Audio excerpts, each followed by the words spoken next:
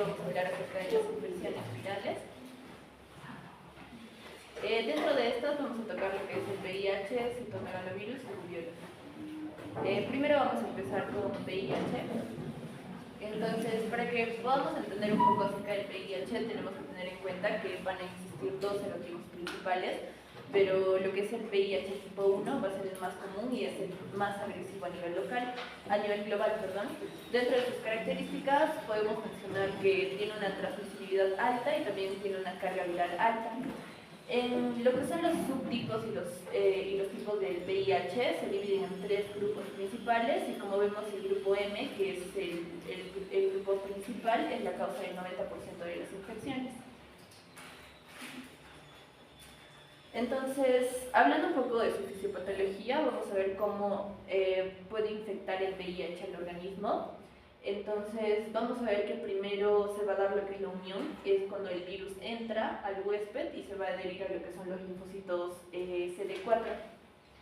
Este virus va a hacer que hace que su material genético se va a integrar al ADN de lo que es la célula y de esta manera pues va a haber lo que es la disminución de estos linfocitos CD4, puede haber compromiso del sistema inmunológico y puede haber también algunas otras infecciones oportunistas o puede haber tumores, ¿no? En cuanto a lo que es la transmisión, se puede dar principalmente por lo que es la sangre, semen, pueden ser fluidos vaginales o también lo que es la leche materna. Y según la OMS se dividen en cuatro etapas principales, ¿no? La primera que es asintomática, la segunda y la tercera es donde ya aparecen lo que son los síntomas y puede haber signos progresivos, y la etapa 4 que ya sería el SIDA. En lo que es entrando más a lo que es el tema, vamos a hablar acerca de lo que es el impacto del VIH en el embarazo. Y principalmente tenemos a la mujer embarazada con VIH y puede tener algunas complicaciones, ¿no? Ya sea el aborto espontáneo, puede haber muerte fetal intrauterina, puede haber restricción del crecimiento intrauterino, el bebé puede tener bajo peso al nacer, la coriomionitis o aumento de lo que es la mortalidad perinatal. Pero en cuanto a lo que son las infecciones, si bien lo que es la inmunosupresión por VIH se encuentra en la madre, esta hace que empeore lo que son las infecciones, ya sea por ejemplo infecciones de transmisión sexual, ya sea el herpes genital o lo que es el virus del papiloma humano. También empeora lo que son las candidiasis vulvovaginales o otras infecciones ya más graves como sería la tuberculosis, ¿no? Ya. Entonces, nos hacemos la pregunta y sería, si es que afecta el embarazo la progresión del VIH, o sea, una mujer que ya ha tenido VIH y está embarazada, esta hace que empeore. En forma general se dice que el embarazo no acelera lo que es la progresión del VIH y tampoco va a reducir lo que es su supervivencia, pero en cuanto a lo que es el recuento de los linfocitos CD4, esta sí se encuentra disminuida, puede ser por lo que es la hemodilución, pero generalmente esta se recupera una vez la mujer dé a luz, ¿no? Y en cuanto a lo que es la carga viral, pues esta se mantiene estable, pero puede haber un aumento de esta carga en el posparto. Y en cuanto a lo que es la desigualdad global, pues vamos a tocar el punto de lo que son los Países Bajos o los países de bajo ingreso, que serían en el caso de nosotros. Y se dice que el VIH contribuye lo que es principalmente ya sea la morbilidad y la mortalidad materna, y esto se refleja, ¿no?, en la desigualdad que hay en cuanto a lo que es el tratamiento. Ahora, para que nosotros detectemos lo que es el VIH durante el embarazo, siempre es importante mencionar lo que es el objetivo principal, que sería prevenir lo que es la transmisión de madre hacia hijo del VIH, que es un punto importante, y la OMS menciona algunas estrategias, ¿no?, para ver esto. Por ejemplo, en casos de entornos bajos, o sea que la prevalencia, en casos de entornos altos, que la prevalencia sea alta como nosotros, se hace lo que son estos TAPI, que serían las pruebas iniciales por el proveedor, y también se puede ofrecer en forma general lo que son las pruebas como parte rutinaria, ¿no? Siguiente. Ya. Tenemos primero lo que son las implementaciones del cribado prenatal. Entonces, ¿cuándo nosotros podemos hacer esta prueba? Primero es a la primera visita prenatal, o en caso de que no se den esta, puede ser hacia las 36 semanas, ¿no? Que sería una etapa más avanzada. Entonces, siempre es importante mantener lo que es esta confidencialidad de los resultados, en caso sea positivo o no. Y, por ejemplo, estos cuatro, ¿no? Que sería información previa a la prueba, que siempre es importante darla, lo que es la realización de la prueba del VIH o lo que es el asesoramiento posterior a la prueba, y siempre es importante lo que es el seguimiento y la derivación hacia los otros profesionales de la salud. Tenemos lo que es el impacto en el diagnóstico. Entonces, ¿cómo va a afectar el hecho que la embarazada se entere que tiene VIH?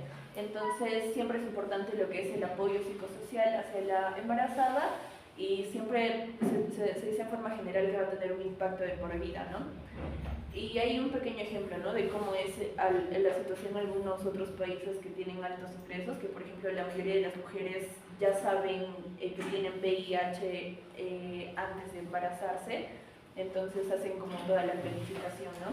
Y acá, como se menciona, ¿no? El apoyo psicosocial y lo que es, por ejemplo, la atención multidisciplinaria, se puede derivar al equipo multidisciplinario o se puede hacer algunas pruebas de otras infecciones de transmisión sexual, ¿no? Ahora, el objetivo principal de hacer un asesoramiento preconcepcional es, primero, que tenemos que planificar el embarazo de forma segura y reducir el riesgo de transmisión sexual madre a hijo. Por ejemplo, o sea, hay el caso en el que la mujer embarazada ya sabe que tiene VIH, entonces siempre es importante que haya una planificación y también uso de anticonceptivos, ¿no? Para poder hacer esta planificación. Entonces lo vamos a dividir en dos, que serían los componentes claves del asesoramiento. Uno, que es optimizar lo que es el tratamiento antirretroviral. El otro, que sería la supresión viral, que es fundamental. Y, por ejemplo, se puede dar énfasis en lo que es la adherencia, o sea, educar sobre la importancia del cumplimiento de estos, el tratamiento antirretroviral. Y la segunda parte va más hacia la planificación, reproducción y la anticoncepción, lo que les estaba mencionando. Entonces, como se menciona ahí, ¿no? La anticoncepción debe ser una parte integral del plan hasta que se busque activamente un embarazo. O sea, siempre, o sea, la embarazada tiene que planificar, la mujer que tiene VIH tiene que planificar su embarazo, y de esta forma puede utilizar anticonceptivos, ¿no? Y el otro sería la evaluación psicosocial y lo que es la salud mental, que es importante.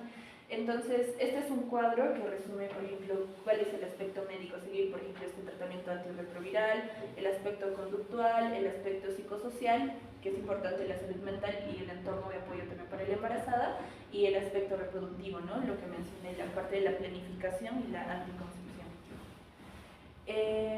En cuanto a lo que es el diagnóstico, vamos a tener principalmente esta prueba de la cuarta generación, que se puede decir que es la modalidad de cribado que es la más utilizada, pero también tenemos algunos otros, ¿no? Como serían las pruebas rápidas, que te dan los resultados en menos de 30 minutos, o algunas otras pruebas de autodiagnóstico que se pueden hacer.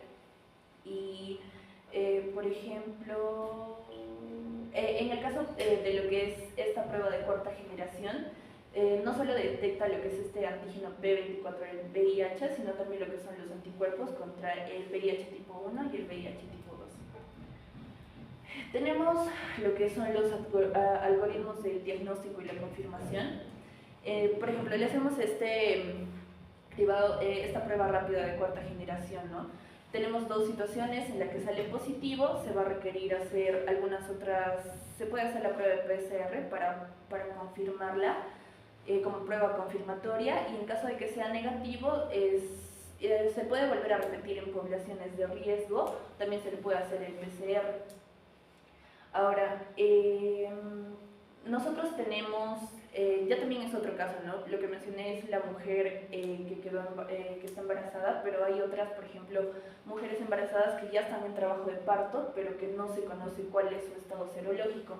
Entonces, ¿cuál es el protocolo a seguir? Primero se le tiene que realizar esta prueba rápida, En caso de que el resultado sea positivo, se hace lo que es la intervención profiláctica de inmediato y no esperar lo que es la prueba confirmatoria para actuar, ¿no?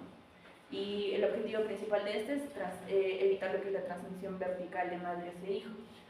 Acá un pequeño cuadrito en lo que vamos a mencionar lo que es esta prueba de la cuarta generación. El tiempo de resultado es de horas hacia días y se hace como cribado inicial estándar, ¿no? Y algunas otras como el PCR o la prueba rápida que también mencioné. Y acá otra también, que se puede hacer la prueba rápida, como mencioné, que se hace en 20 minutos. El resultado sale en 20 minutos, se ve lo que son los anticuerpos y el periodo de ventana sería más o menos 3 meses. Ahora, pasando a la parte del monitoreo, siempre es importante vigilar qué tan eficaz es el tratamiento antirretroviral que estamos dando, y siempre es importante ver qué tan seguro es para la madre, tanto para la madre como para el feto, ¿no? Porque hay algunos fármacos que tienen efectos adversos. Podemos vigilar dos, que sería uno lo que es la carga viral, que se puede hacer una prueba basal. Esta se le puede, digamos, la embarazada está recibiendo su tratamiento antirretroviral, se puede medir esta carga viral de las 2 a las 4 semanas de haber iniciado esto, y es muy importante medirlas a las 36 semanas y al momento del parto. Se le puede hacer un seguimiento mensual o cada trimestre, y en cuanto a lo que es los recuentos de los CD4 se puede hacer cada 3 meses, ¿no? Y siempre es importante realizar un recuento adicional, incluso si el inicial fue más a 350 células por...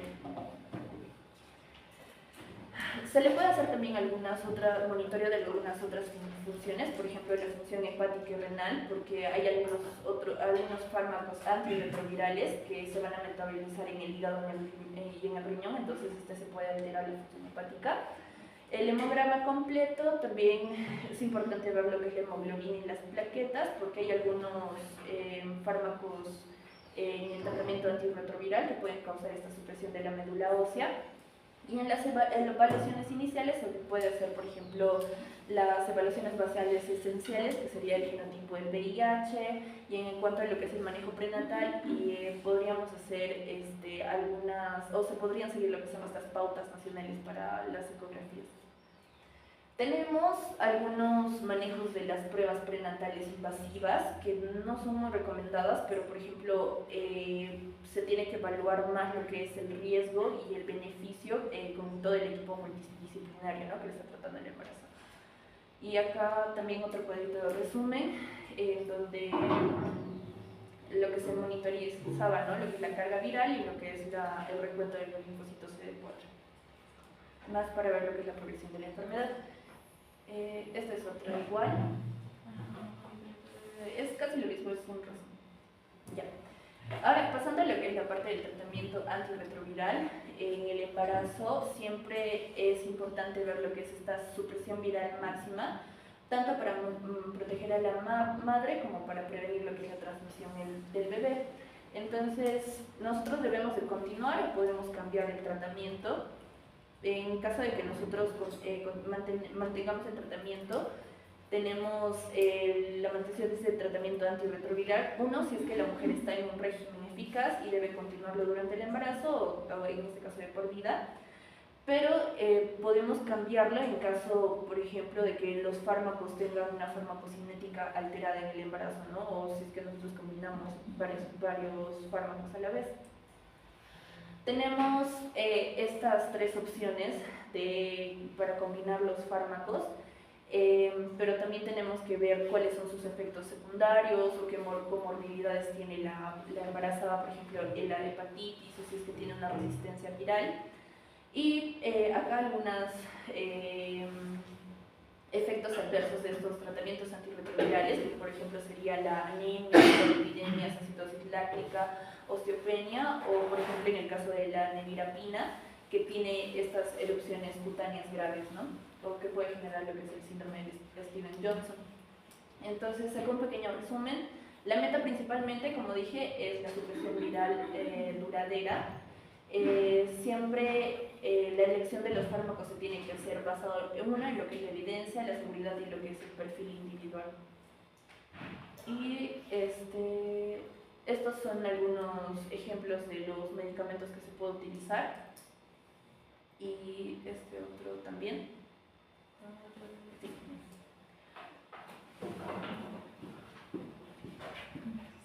Bien, entonces, como estábamos mencionando, vamos a iniciar el tratamiento antirretroviral y se recomienda que sea combinado para utilizar en el caso de embarazadas. Entonces, siempre el objetivo va a ser iniciar el tratamiento lo más antes posible, luego de diagnosticar la presencia del VIH. Este estudio señalaba que más o menos una mediana era de 16 semanas, pero aquí el MINSA nos dice un promedio que a la 14 semana ya se debe iniciar el tratamiento. Y también que lo ideal es que si la paciente está embarazada, ya tiene VIH, planea embarazarse, iniciar un mes antes o 24 días antes de embarazarse. Bien, entonces, con respecto al momento del inicio del tratamiento, también lo clasificaba según la carga viral que va a presentar. Por ejemplo, se considera una carga viral baja si es que es menor o igual a 30.000 copias, por lo que se indica que debe iniciarse este tratamiento retroviral combinado en el segundo trimestre. En el caso de encontrarse con una carga viral de 30.000 hasta 100.000, se recomienda en el segundo trimestre, y cuando es mayor a 100.000 también se recomienda iniciar lo más antes posible, y en este caso sería el primer trimestre. También, como ya se presentó, hay fármacos que pues no se indican o van a estar no se va a dar porque van a causar teratogenicidad, y en este caso vendría a ser, por ejemplo, el dolutegravir, que va a causar defectos en el tubo neural, en el cierre del tubo neural. Siguiente. Bien, entonces, al momento del parto vamos a tener modalidades, ya sea vía parto vaginal o por cesárea. Esto es selectivo, pero también debemos guiarnos según las copias de carga viral que se van a tener.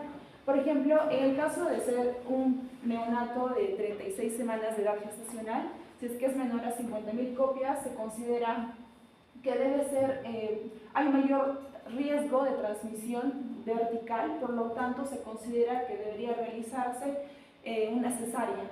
Y en el caso en el segundo, que es una carga viral intermedia y detectable, también se considera lo más ideal realizar la cesárea. También señalar que, por ejemplo, acá cuando se diagnostica a una gestante, se le debe administrar el tratamiento de terapia triple, es decir, la targa, y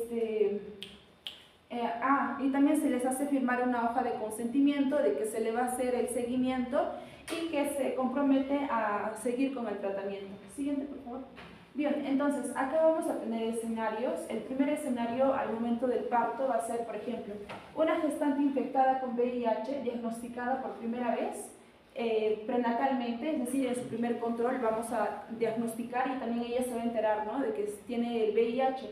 Entonces aquí vamos a tener un esquema del tratamiento, esta carga, sidopudina, 30 miligramos vía oral cada 12 horas, que vamos a iniciarle a las 14 semanas, combinado con la lamivudina, 150 miligramos vía oral cada 12 horas, y lopinavir, ritonavir, 400 y 100 miligramos vía oral cada 12 horas también. Y este tratamiento no lo va a dejar, va a continuarlo después del embarazo. Y en el caso de que la paciente presente anemia, entonces debemos evaluar si este tratamiento combinado es adecuado para ella o podemos realizar otro cambio. Y en el caso de utilizarse en esta gestante antes de las 14 semanas, bueno, debemos considerarlo, ver riesgo-beneficio en este caso. Siguiente, por favor. Bien, entonces al momento del parto se considera lo más ideal realizar la cesárea. En este caso, pues para ello vamos a tener que programar, y la programación por lo general se considera que el parto debe realizarse a las 38 semanas. Y por ello es que se debe de no contaminar al bebé. Entonces, para ello vamos a tener que tratar de que se mantengan las membranas amnióticas íntegras, también realizar este cordón, no dejar que vaya, así como el tiempo establecido era de 1 a 3 minutos para empezar a hacer este clamp. Entonces, en este caso no esperamos y realizamos el clamp, y posterior a ello no vamos a ordeñar, ¿no? No vamos a dejar que la sangre vaya a pasar hacia el bebé, y se debe utilizar doble campo para aislarlo y así mantenerlo más sano y que no haya este riesgo de contaminación. Y pues para el día del parto vamos a utilizar sidobudina en la madre, viendo venosa 2 miligramos por kilogramo la primera hora y continuar el tiempo restante con 1 miligramo por kilogramo hora hasta que se clampe el cordón. Y otra alternativa oral, en este caso, vendrían a ser 300 miligramos cada 3 horas, iniciando 4 horas antes del trabajo de parto. Siguiente, por favor. Bien, el segundo escenario vendría a ser una gestante VIH que estaba recibiendo targa antes de estar embarazada. Entonces, en este caso se considera que va a continuar el tratamiento que estaba siguiendo, y para ello, por ejemplo, si la paciente estaba recibiendo efavirenz, que es en este caso, si lo va a consumir en el primer trimestre, tiene mucho riesgo de teratogenicidad, por lo que se va a tener que cambiar por nevirapina o lopinavir. Bueno, dependiendo también, según la gestante, cuál vendrías a acomodarse con ella, ¿no? Y al momento del parto también es similar al escenario a lo que hemos visto, pero esto principalmente hay dos caminos, por así decirlo. Puede ser parto vaginal, pero esto es según tanto por programación del médico y la gestante, pero se considera como posible realizar este parto vaginal si es que la carga viral es menor a 1000 copias, y este resultado debe ser 4 semanas previos al parto.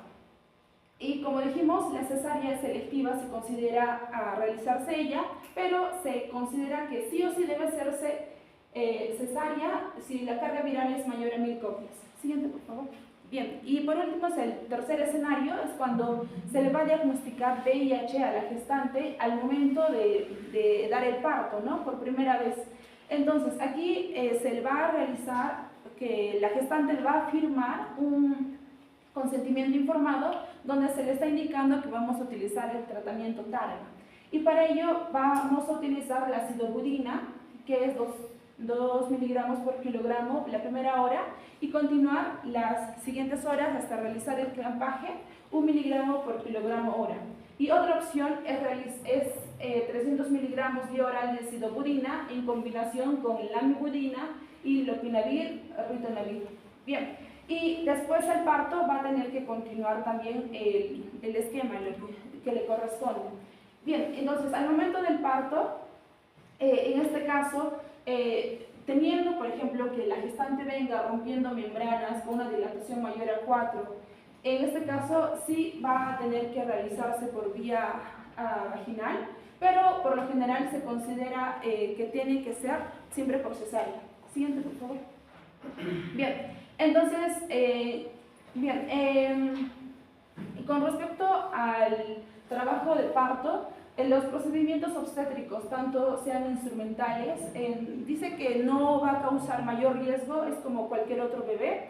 Y cuando hay rotura de membranas, aquí se va a tener que realizar un tratamiento profiláctico, porque hay mayor riesgo de que presente algún otro daño, principalmente por el estreptococo tipo B. Y la sidobudina, como hemos dicho, es muy importante darle a la gestante por vía oral o intravenosa. Pero, claro, mejor sería intravenosa. Siguiente, por favor. Bien, con respecto a la lactancia materna, siempre se va a contraindicar. Se considera que va a haber un riesgo de transmisión, ya sea 1.08 a los 6 meses y 2.93 a los 12 meses, por lo que se va a indicar sucedáneos de leche materna. Pero en el caso de que, por ejemplo, acá lo señalaba, en los países de altos ingresos sí podemos hacer este cambio y darle otros, como por ejemplo alguna fórmula, ¿verdad? Pero en el caso de que sea países de bajos ingresos, aquí se recomienda que normal poder realizar la lactancia porque hay mayor mortalidad por desnutrición, neumonía y por otros más. Siguiente, por favor. Bien, en el caso de ser parejas serodiscordantes, es decir, una persona presenta el VIH y el otro no, y ambos conviven, tienen una relación, entonces para ellos las estrategias tendrían que ser que la paciente que tiene VIH, en este caso, realice su tratamiento carga completo, haga una profilaxis preexposición para el paciente que no tiene VIH, que haya restricción con preservativos al momento del acto sexual, también reproducción asistida o una circuncisión masculina. Y en la profilaxis de preexposición se recomienda tenofovir y encicitalina. Bueno, es una recomendación por la FDA. Siguiente, por favor. ¿Alguna pregunta?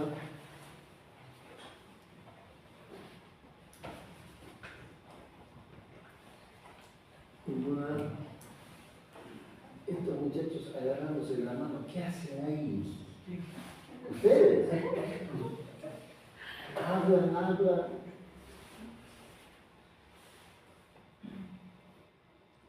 ¿Alguna pregunta? Ninguna. ¿Todo está claro?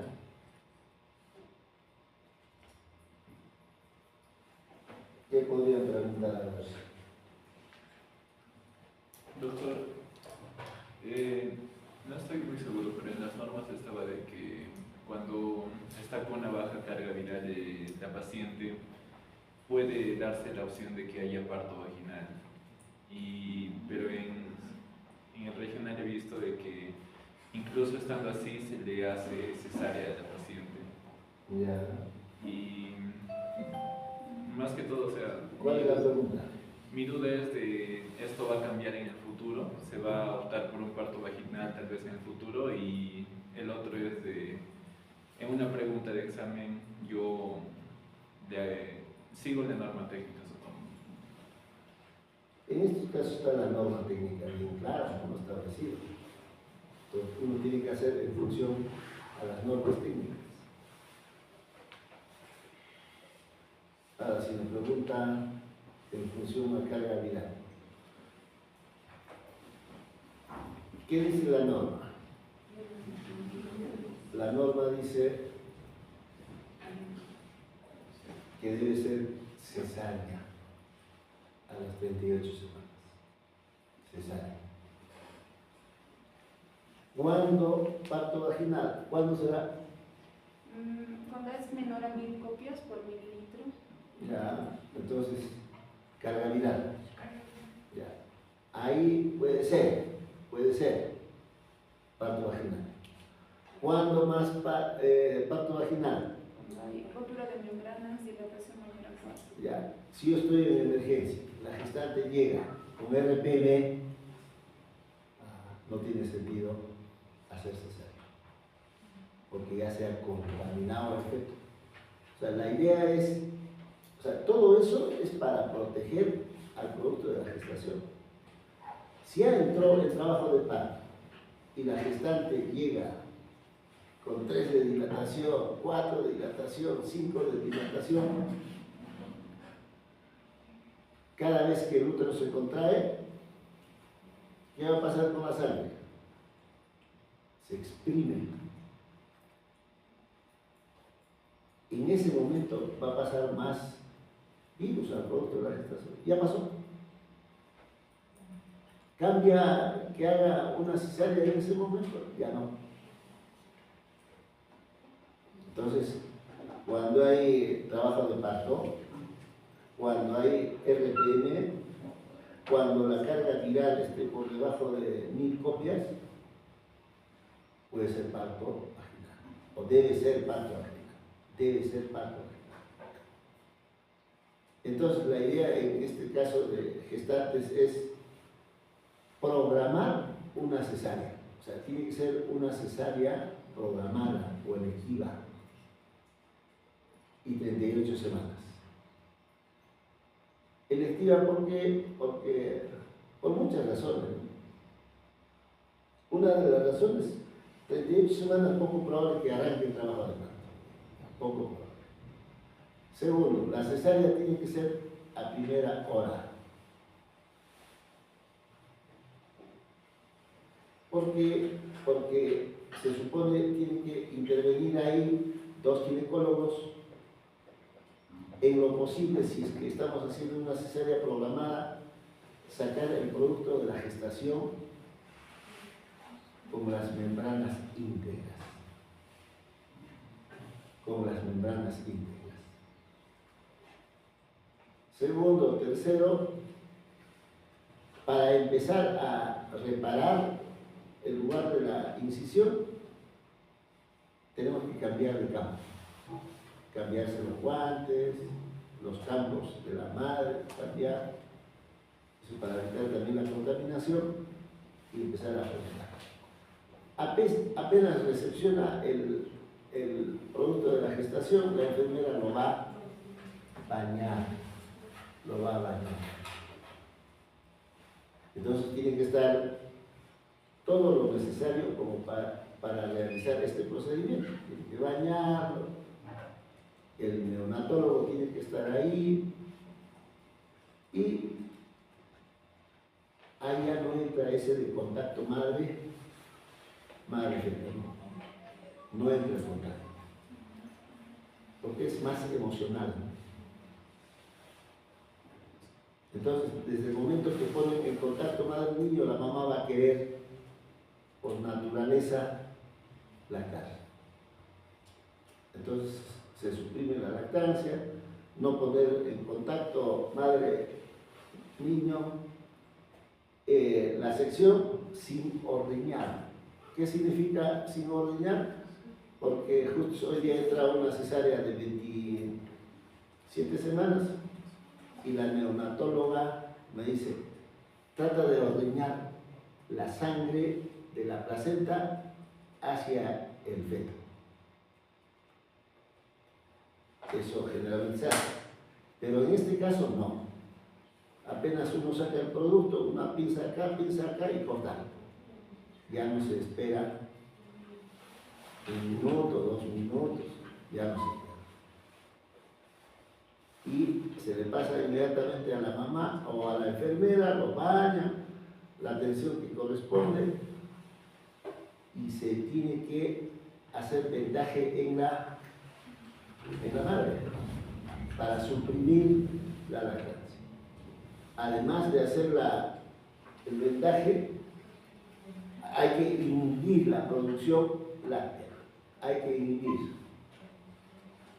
Podrá ser cabergolina, podrá ser bromocriptina,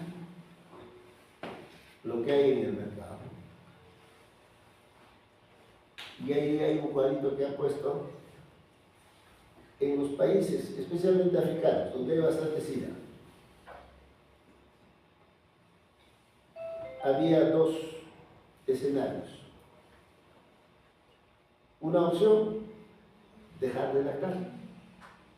La otra opción, no lactar. Porque es una contraindicación dar de lactar. Pero se llegó a la conclusión de que en estos países no había ninguna diferencia significativa entre lactar y no lactar. Si lactaban, se morían por la enfermedad a los 5 años, y si dejaban de lactar, también se morían por desnutrición. Entonces, en esos países, bueno, mejor que lacten. Pero en el Perú y en otros países no se debe de lactar. El Estado provee la leche. El Estado. Y más bien se debe de promover en estos casos anticonceptivos definitivos, ya sea al papá o al esposo o a la esposa. Anticonceptivos definitivos, que será la ligadura y la vasectomía.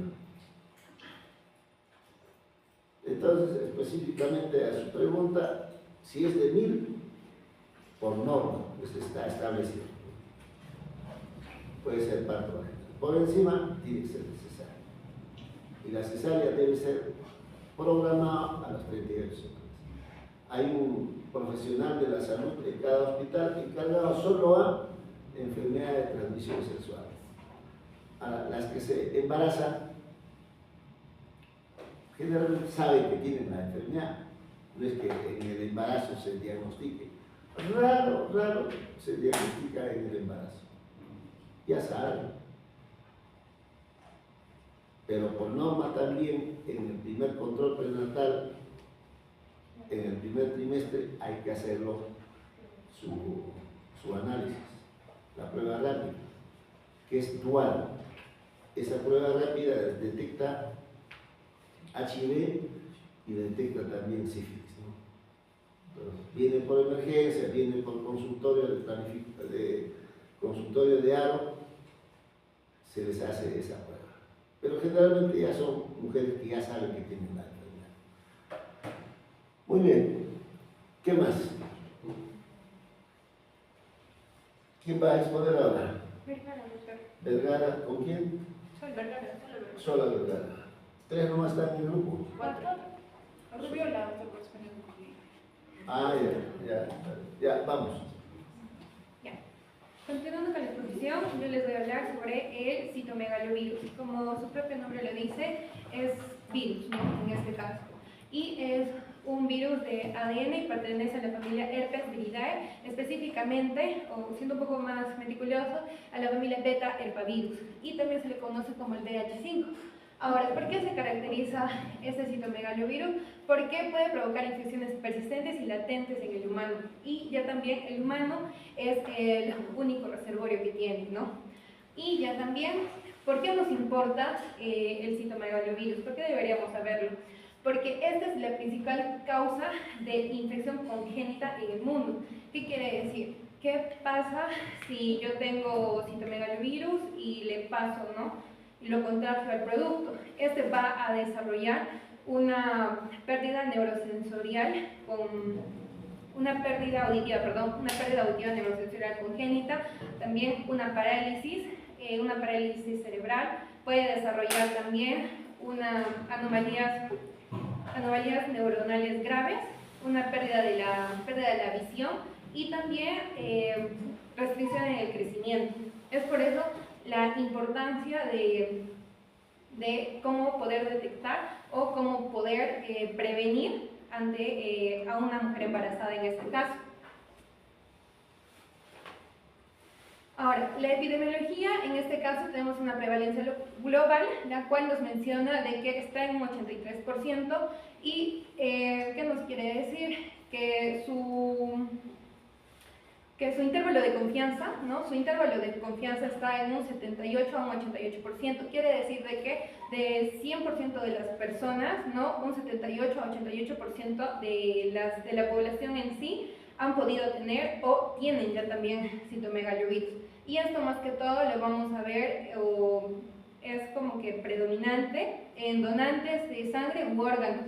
Esto también se va a ver en 86% y su índice de confianza está en un 82 y un 89%. Quiere decir que ya sabemos que de un 100%, tanto un 82 a 89% de las personas han sido expuestas o ya también lo tienen.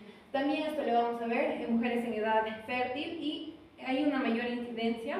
Se menciona que en poblaciones socioeconómicamente bajos, ¿no? ¿Por qué puede ser? Se puede dar tal vez porque no se les lleva toda la información y no se les enseña cómo prevenir en este caso.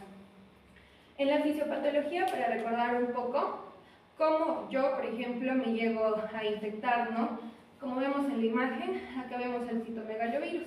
Este citomegalovirus necesita, para infectar a la célula, que tenga el receptor factor de activador de placenta. Entonces, ¿esto dónde lo encontramos? Esto puede estar en cualquier parte, puede estar en el cerebro, en el corazón, pulmón. Entonces, una vez que encuentra este receptor, lo que va a hacer, va a haber un intercambio, en el cual el citoplasma le va a dejar pasar, ¿no? ¿A quién? Le va a dejar pasar a la cápside con el material genético. Entonces, una vez que va a llegar al núcleo, una vez que llega al núcleo, deja su cadena, ¿no? Su doble cadena que tiene. Entonces, el núcleo lo que va a hacer es que va a empezar a producir, ¿no? Va a empezar a producir la cápside con el material, pero también el ribosoma lo que va a hacer es que va a formar la envoltura. Entonces, para que se una, ¿no? Para que se una está el aparato de Golgi que los va a unir, y mediante el proceso de exocitosis se va a liberar las células, ¿ya? Y, bueno, va a liberar las células. Entonces, nuestra célula que está liberando los clones de citomegalovirus van a sufrir una malformación. Y esta malformación que sufren es que se vuelven células gigantes, y en el núcleo vamos a ver que empiezan a aparecer puntitos negros, y en el microscopio, como vemos acá, se va a ver células gigantes y con puntitos negros, en la cual se le va a conocer, se le conoce como los ojos de búho, y esta es una característica patológicamente con el citomegalovirus. Ahora, ponle aquí. Ajá, ahora, una vez que nuestro cuerpo, una vez que nuestro cuerpo, ¿no?, está liberando, nuestro propio sistema empieza a atacar, ¿no? Tenemos a los linfocitos, a los macrófagos y a los monocitos. Entonces, empieza a eliminarlos, pero como nosotros tenemos un buen sistema inmune, lo que va a hacer es que va a haber un proceso de inflamación, obviamente por esta destrucción que está habiendo.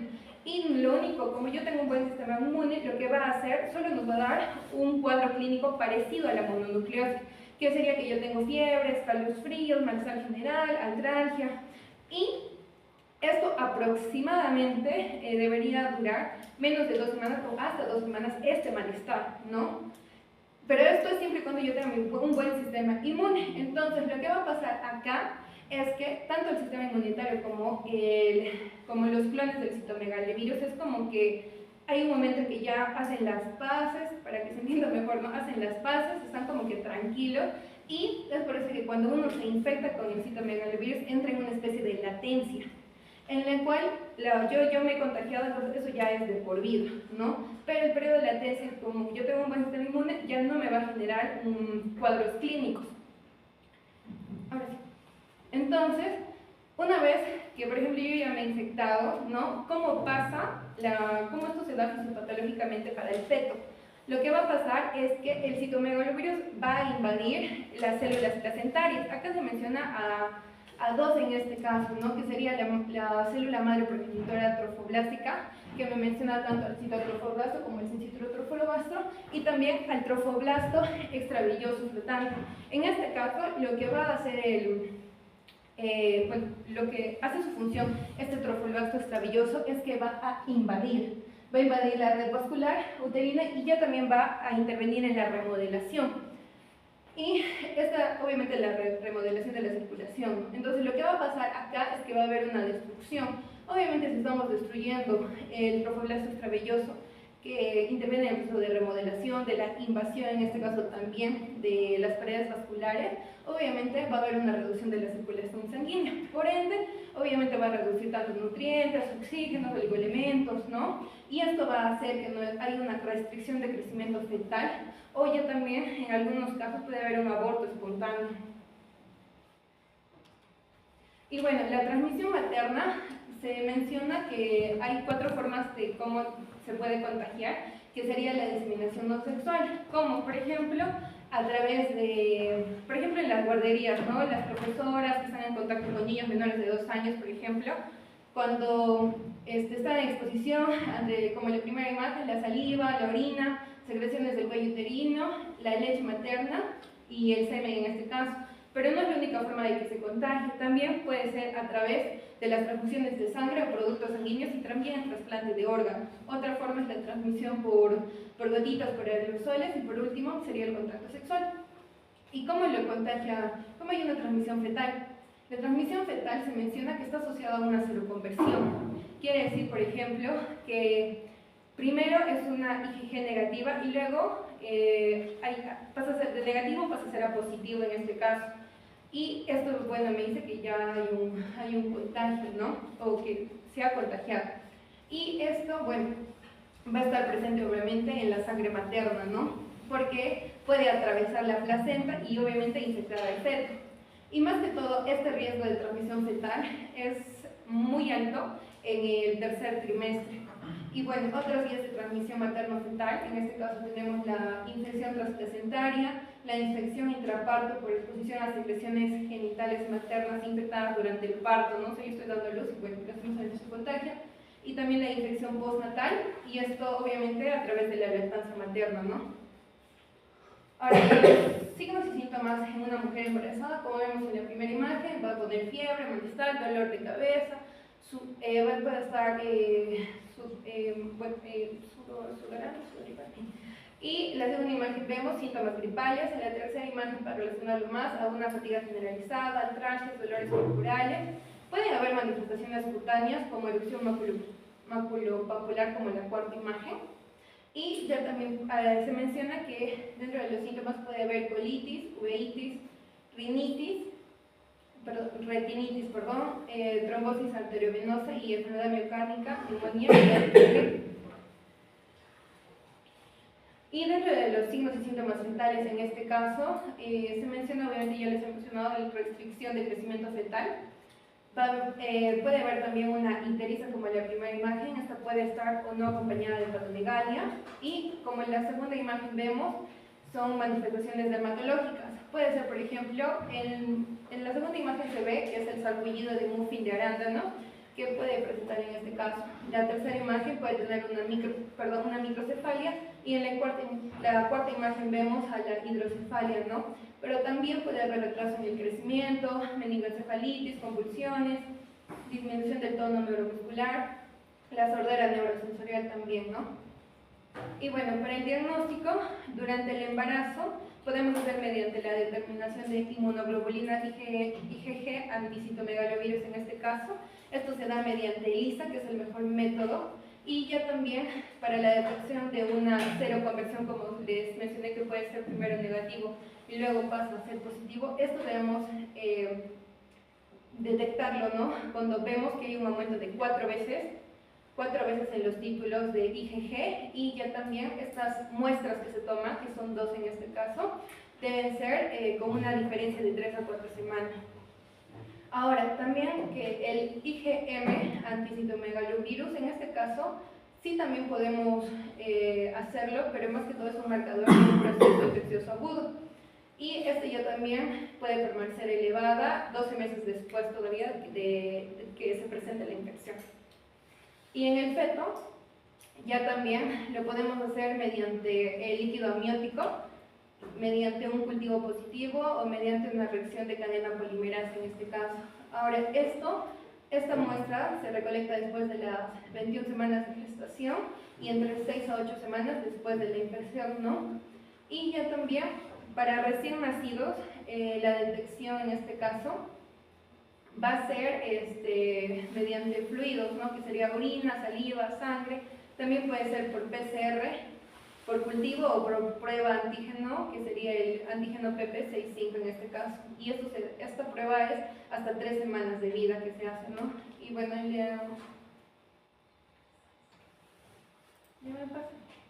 y bueno, en la ecografía vamos a poder ver, o qué nos debería llamar la atención en este caso. Primero tenemos a 5 ítems. Primero tenemos la reducción de la circunferencia de la cabeza o del diámetro biparietal, que en este caso nos indicaría que si es que tiene una microcefalia. Una dilatación ventricular, calcificaciones en el área periventricular, una hipoplasia cerebelosa y parámetros de crecimiento retardo, ¿no? Por ejemplo, en la longitud craneocaudal.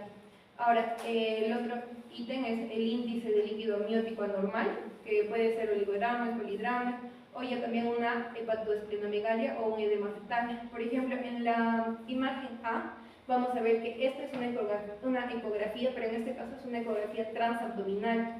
Y acá vamos a ver, por ejemplo, las calcificaciones periventriculares, que son estas de acá. La imagen B también es una ecografía, pero en este caso es una transvaginal.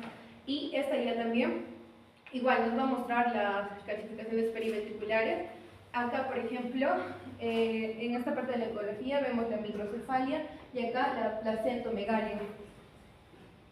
Y hay otros hallazgos ecográficos, que esto ya también es según los criterios de Leroux-Ville, ¿no? Que, para tenerlo en cuenta. Y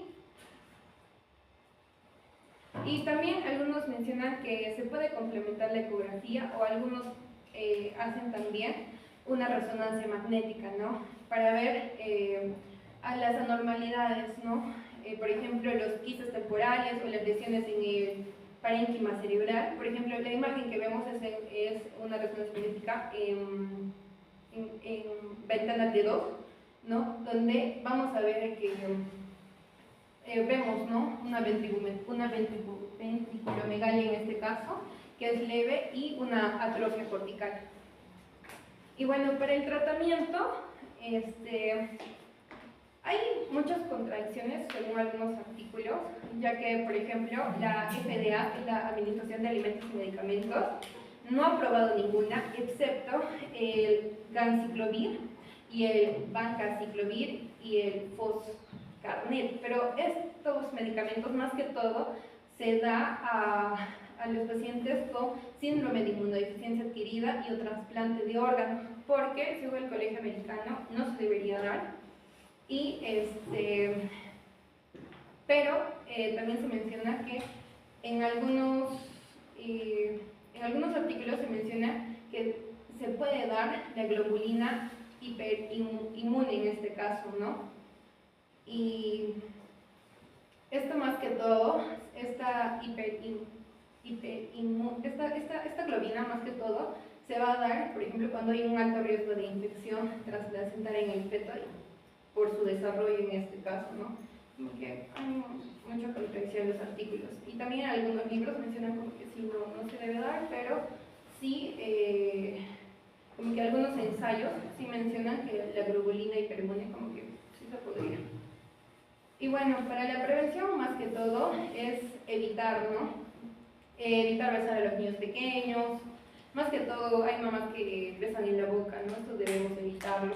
También evitar compartir utensilios, lavarnos frecuentemente la mano, ¿no?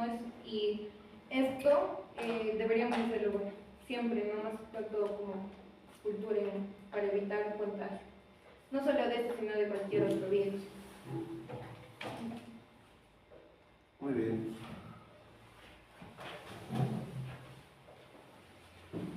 Para finalizar con la exposición, les voy a tocar la rubiola. Esta también es una infección viral que es contagiosa y transmitida por pequeñas gotas suspendidas en el aire según el contagio por inhalación. Afecta con mayor frecuencia a los niños y a los adultos jóvenes. Y bueno, si es que durante el embarazo una mujer se contagia, bueno, se puede adquirir desde el momento de la concepción hasta el nacimiento del niño. Y puede ser o no evidente. La importancia de diagnosticar la rubiola es de prevenir la presencia del síndrome de rubiola congénita, porque cuando el feto se encuentra expuesto a este virus, sobre todo en el primer trimestre del embarazo, va a tener mayor riesgo de malformaciones congénitas graves. Y bueno, como un dato, en 1941 Macalister Gregg estableció por primera vez una relación que había entre las cataratas congénitas y la rubiola durante el embarazo. Se ha avanzado mucho con respecto a la prevención, más que todo la vacunación, pero aún así en ciertos casos no siempre se revela fácil el diagnóstico. Con respecto a la epidemiología, bueno, según la OMS es la rubiola es la principal causa prevenible mediante vacunación de los defectos congénitos y va a representar aproximadamente 100.000 bebés que nacen con síndrome de rubiola congénita cada año en todo el mundo. Esta infección por el virus de rubiola durante el embarazo puede provocar abortos espontáneos, puede provocar muerte fetal y el síndrome de rubiola congénita, ¿no? Y los daños más graves, como ya había mencionado, se van a presentar en el primer trimestre del embarazo. Y a pesar de que hay una vacuna que es segura y es rentable y que en el 2022 se hizo la mayor parte de las vacunaciones, de las inmunizaciones, también se vio que en 2022 se estimaron 17.865 casos en 78 países. Y bueno, respecto a América en general, fue certificado como libre de rubiola en el 2015 y el 2016. pero se siguió una vigilancia estricta, entonces se vieron algunos reportes, ¿no? En el 2020 se vieron reportes de casos confirmados en Trinidad y Tobago y en Estados Unidos. En el 2023 se registraron casos sospechosos, 1523, pero solo se confirmó uno en Canadá. Las mayores tasas de casos sospechosos fueron en El Salvador, en Colombia y en Chile, y los países que no presentaron casos sospechosos fueron Perú, Ecuador, Venezuela, Guatemala y México. Y como mencionaba, la cobertura de la primera dosis de la vacuna en el 2022 cubrió casi el 84% de la población. Respecto a la fisiopatogenia, vamos a ver que el agente causal de esta enfermedad va a ser un rotavirus de la familia Matonaviridae, y el reservorio, el ser humano es el único reservorio o el huésped natural de esta enfermedad. La transmisión se va a dar por vía respiratoria, como yo he mencionado, por inhalación de las gotitas, y va a tener alto contagio en ambientes cerrados. En el embarazo, si una embarazada transmite al bebé, va a ser por transmisión transplacentaria y va a provocar lo que es la infección en el feto. Y los mecanismos de daño fetal pueden ser por vasculopatía, va a producir hipoxia y daños tisulares, va a haber inhibición de la mitosis, lo que va a alterar la organogénesis, va a haber daños celulares directos, y la persistencia viral puede producir daños multisistémicos. Ahora, el poder que tiene este patógeno, vamos a ver que primero va a haber una prima infección, que es la infección por inhalación del virus, va a haber una replicación en la vía respiratoria superior y en los ganglios linfáticos, luego va a haber la viremia, a los 5 a 7 días va a generar una diseminación sistémica, pero la inmunidad humoral y la celular van a controlar la infección en 1 o 2 semanas. Y la clínica que hay en esta prima infección va a ser síntomas como fiebre baja, linfadenopatías retroauriculares y cervicales, malestar general, exantema maculopapular, que es el que vemos aquí, que suele presentarse de manera cefalocaudal. También se van a ver lo que son las petequias del Forchheimer, que son el paladar blando, que observan estos pequeños puntitos rojos, pero casi el 50% de las personas suelen ser asintomáticas. También se puede presentar lo que es la reinfección rubeólica, que va a ocurrir cuando una persona ha sido vacunada o que ha tenido una infección previa y ha estado frente a una exposición intensa, y se va a producir una replicación del virus. Va a ser breve, va a ser baja, y habitualmente la viremia va a estar sostenida, y esto no suele afectar el feto. Y bueno, la clínica puede ser asintomática la mayoría de las veces, o puede ser un cuadro muy leve que va a tener cefalea, fiebre o dolores musculares, pero muy leves y por muy poco tiempo. Y bueno, cuando la infección llega al feto mediante la madre, se va a hablar de lo que es el síndrome de rubiola congénita, ya que la rubiola va a producir infecciones en el útero crónicas y va a afectar a cualquier órgano. Y luego van a aparecer varios tipos de lesiones en el feto, como pueden ser lo que ya había mencionado, que va a haber una necrosis no inflamatoria a nivel de los ojos, en el corazón, el cerebro y en oídos. Y lo que va a pasar es que van a afectar las células endoteliales de los vasos sanguíneos, y eso puede provocar trombosis o contribuir a lesiones isquémicas cerebrales. También va a haber un retardo en la mitosis, porque va a inhibirse el ensamblaje de la actina y va a interferir en el desarrollo de los órganos. Va a haber también un aumento de la apoptosis, que produce también alteraciones en lo que es la organogénesis, y una disrupción de la organogénesis que va a provocar lo que son las malformaciones estructurales. Ahora, en cuanto a la rubiola congénita, vamos a ver que dependiendo de la edad gestacional que se contagie al feto, va a empeorar o va a hacer más daño, va a ser un daño más severo o un daño más leve. Los pacientes que tienen menos de 11 semanas que han sido contagiados, casi el 90% tienen el síndrome de rubiola congénita, y su daño va a ser severo, y en este vamos a ver las cataratas, las cardiopatías, la sordera. Cuando es entre la semana 11 y 18 de contagio, entre la semana 11 y 18 de embarazo, el contagio reduce un 20 al 30%, pero en esta etapa tienen mayor riesgo de tener hipoacusia neurosensorial. Pasadas las 18 semanas va a haber un riesgo muy bajo de malformaciones, pero es posible que haya mayor tasa de infección fetal, y al final del embarazo las tasas de infección fetal van a ser mayores, pero los daños van a ser menores. Ahora, en la clínica de la rubiola congénita vamos a ver que va a haber una tríada clásica, que es la tríada de cataratas, hipoacusia neurosensorial y cardiopatías, que pueden ser ductus persistente o estenosis pulmonar. Y a esto se le va a agregar manifestaciones como bajo peso al nacimiento, microcefalia, retardo del crecimiento intrauterino. Se puede observar púrpura empanal, hepatosplenomegalia, glaucomas, la retinopatía sal y pimienta, que se ve acá en el fondo de ojo, alteraciones óseas, endocrinológicas como la diabetes y también alteraciones neurológicas. Y bueno, para hacer el diagnóstico de esta enfermedad, vamos a ver que se tiene que hacer un interrogatorio de la madre, que preguntarle si ha padecido de rubiola, en qué momento ha padecido, si ha estado en contacto en menos de 3 semanas con alguna persona que ha tenido el diagnóstico de rubiola o ha tenido el exantema, si ha aplicado la vacuna contra la rubiola y cuándo ha sido. También hay que interrogar sobre si ha asistido a lugares como guarderías, escuelas o cuál es su lugar de trabajo. Hay que documentar en qué etapa del embarazo ha ocurrido el contacto con la rubiola, si ha viajado a lugares que tienen más presencia de esta enfermedad, o si tiene presencia de signos y síntomas sugestivos de rubiola, como sería el exantema. En cuanto a las pruebas, se va a hacer la determinación de los anticuerpos IgM y IgG para rubiola, se va a hacer el aislamiento del virus y también se puede hacer la detección del virus por RT-PCR. En cuanto a la IgM y la IgG, que tienen que ser específicas para la rubiola, la IgM se va a detectar entre los 4 a 5 días después del inicio del exantema. Puede permanecer hasta las 6 semanas y vamos a ver que pueden haber falsos positivos en caso de virus del Epstein-Barr, en citomegalovirus, en parvovirus B19, mononucleosis o factores reumatoides positivos. Y esta IgM positiva va a confirmar el diagnóstico si es que la muestra ha sido tomada adecuadamente y si se correlaciona con la clínica. Y en cuanto a la IgG antirrubiola, se va a evaluar las muestras, tiene que ser muestras pareadas de la infección aguda y de la etapa convaleciente.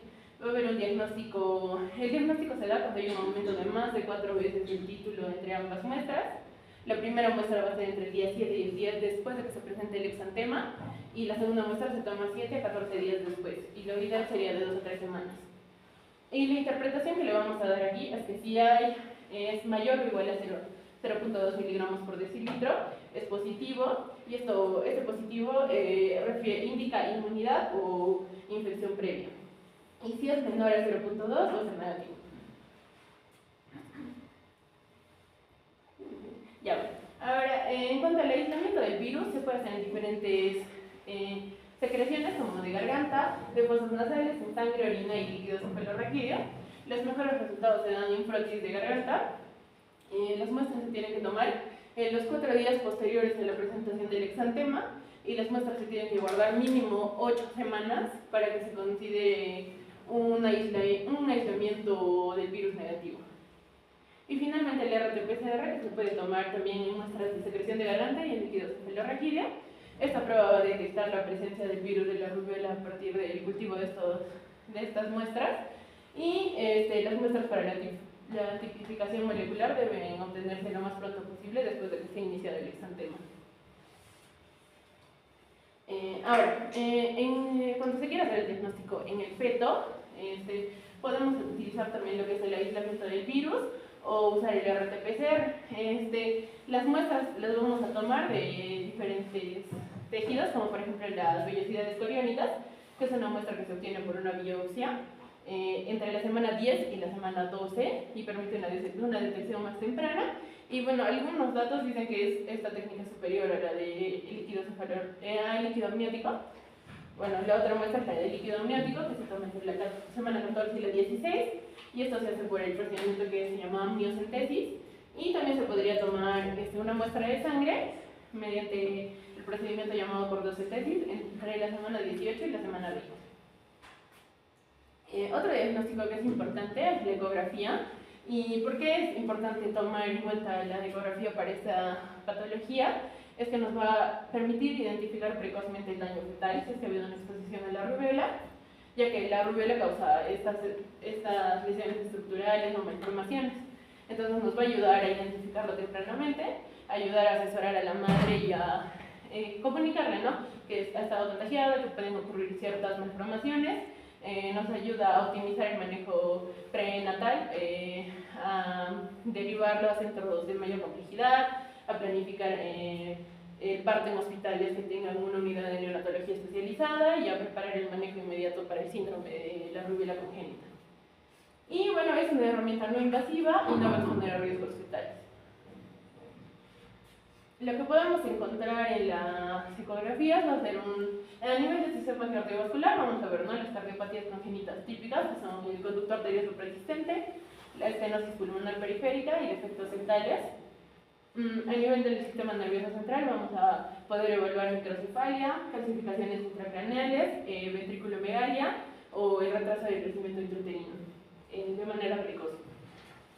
En el sistema ocular podemos observar las cataratas bilaterales, si es que hay un proceso de microoftalmia o alteraciones del cristalino retina que nos podrían indicar una sospecha de retinopatía. Y bueno, y también puede haber manifestaciones generales de infección fetal, como el polidramnios, el oligodramnios, también puede haber hidrox fetal, o hepatosplenomegalia o una placenta engrosada.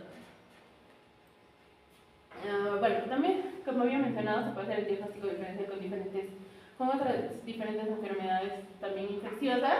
Esto se va a dar cuando las pruebas serológicas son negativas. Se puede hacer el diagnóstico diferencial con sarampión, con dengue, con el virus eco, con Coxsackie, con parvovirus B19 y virus herpes 6. Y bueno, para el manejo, bueno, el principal manejo es el preventivo, ¿no? Asegurarnos de que todas las personas, bueno, en la etapa de la infancia se vacunen, todas las niñas estén vacunadas y estén protegidas de esta infección. Pero acá vamos a ver un cuadro que nos habla de, según su condición de inmunidad, ¿no?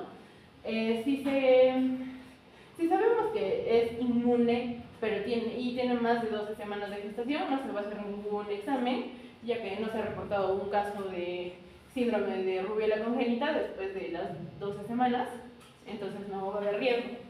Pero si sabe que es inmune, pero es menor de las 12 semanas, en estas mujeres va a haber un aumento significativo de los títulos del IgG para rubiola, pero no va a haber detección de anticuerpos IgM y es probable que haya ocurrido una reinfección.